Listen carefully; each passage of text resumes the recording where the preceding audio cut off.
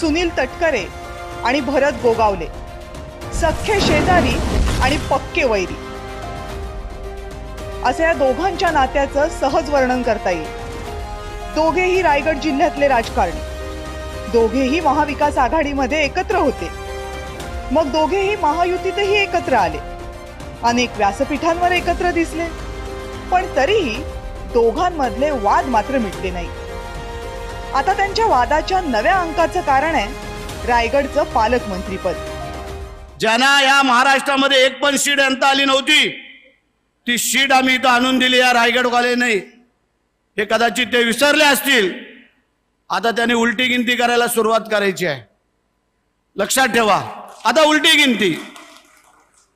म्हणजे मी नसतो, रविशेठ नसते, आमचा महेंद्र दळवी नसता, तिथं योगेश कदम नसते, हे आम्ही चौघांनी जर अशी थोडी जरी वाकडी मान वळवली असती ना, तर हे 82,000 कुठल्या कुठं धुळीला वाऱ्यासारखे उडून गेले असते.